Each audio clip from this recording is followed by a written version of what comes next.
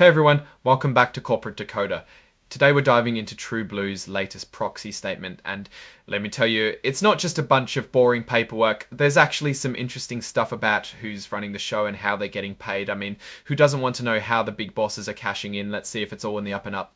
This proxy statement is basically TrueBlue's invite to its shareholders for the annual meeting, happening on May 14, 2025. It's all about getting your votes on key decisions, like electing directors and approving executive pay.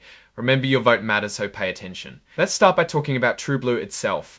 In 2024, it was a year of realignments and right-sizing. That usually means the company cut costs. They sold off their Canadian People Ready business line, which is their staffing solution. On a positive note, they launched a new version of their JobStack app.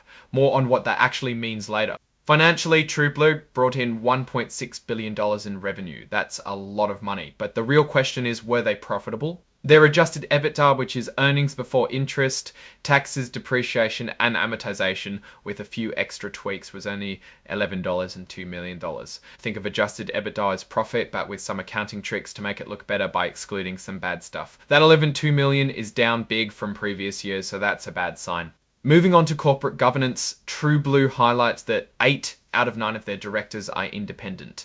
This is generally seen as a good thing because it means the board isn't just a bunch of yes men for the CEO. All the important committees like audit, compensation, and governance are made up entirely of independent directors. The company divides its leadership among the CEO, the board chair, and the chair of the corporate governance committee. They have had the roles of CEO and board chair separate for over 20 years. This is a good thing since you don't have one person being the ultimate boss. The board is actively involved in shaping the company's long-term strategy. They review it quarterly with management and bring in outside experts. It's good to see the board isn't asleep at the wheel. TrueBlue sees corporate citizenship as essential. This means focusing on employees, clients, shareholders, and communities. The governance committee keeps an eye on their efforts. The company looks at things like board governance, ethics, data protection, and how they treat their employees. Let's talk director pay. Non-employee directors get a mix of cash and stock. For 2024, board members got $77,000 a year, with the board chair getting $22,000. They also get extra for being on committees, with committee chairs getting even more. Time to vote for the directors. Let's see who they are. Colin Brown, who has lots of experience in media and tech. William Goings, who's a financial guy from the insurance world. Kim Harris-Jones comes from Mondelez and Kraft and has deep financial experience. Chris Kreidler is a McKinsey advisor with a strong background in the food industry with Cisco and Yum brands. Sunita Lonto has worked at HP and Siemens with lots of background in technology. Taryn Owen is the current CEO with 25 years in the staffing world. Paul Wrights is the CEO of Titan International with operations and finance background. Jeffrey Sakaguchi has a history in tech and consulting. Christy Savakor has a background in human resources and outsourcing. The proxy states that the board recommends voting for all nominees. Now for the juicy part, executive compensation. TrueBlue uses short-term and long-term incentive plans. Short-term incentives are based on adjusted EBITDA, relative revenue growth, and individual performance. Long-term incentives involve performance share units and restricted stock units. They use challenging annual and multi-year performance targets.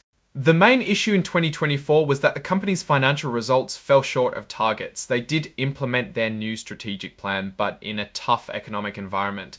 They have some what we do and what we don't do in terms of executive compensation.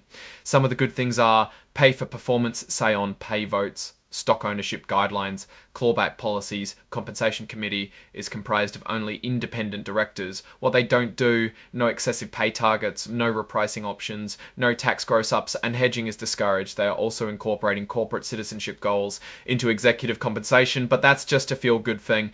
All right, let's see how the executives actually got paid. The proxy says the compensation committee considered appropriate levels for salaries, short-term incentives, and long-term incentives. The committee also consulted with their independent compensation consultant to ensure that compensation goals for each position. Taryn Owen, the CEO, kept her $860,000 base salary. Carl Sways, the CFO, also stayed the same at $550,000, aligned better with their peer group. The short-term incentive plan proved to be a bust because the company did not reach goals relating to adjusted EBITDA and revenue growth relative to its peer group. However, the executives got modest individual performance awards.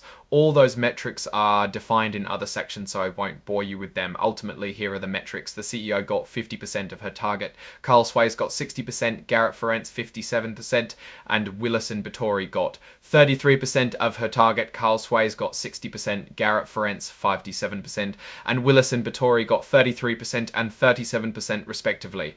In all cases, their pay was below their target. Something else to note, the non-employee directors are expected to own stock worth 5 times their annual cash retainer. This is to make sure their interests are aligned with shareholders, which makes sense. Now to Proposal 3, TrueBlue wants to amend and restate their 2016 Omnibus Incentive Plan. Basically, they want to increase the number of shares available for awards by 1,475,000 and make sure all equity awards have a minimum vesting period of 1 year, with some exceptions. Time to look at who owns the company. Taryn Owen, the CEO, owns 1% of the stock. It's good that the leaders own some share, as that's more incentive to do a good job. The fund managers such as Cena, BlackRock and Vanguard own significant portions as well. This is all pretty typical for a company of this size. So what's my take on TrueBlue after looking at this proxy statement? Well, it's clear that 2024 was a tough year for them financially. The company is trying to right the ship through internal operations. The stock awards for this year are probably not going to be great. If the compensation committee seems to be trying to implement best practices and adjust things to meet the current climate, they're making sure that the executives' interests are aligned with shareholders, and that's a good sign. The main risk to TrueBlue seems to be the cyclical nature of their industry. We may have reached a peak and revenues are trending downwards even after accounting for a lower than expected 2023 and 2000 and a good sign. The main risk to TrueBlue seems to be the cyclical nature of their industry.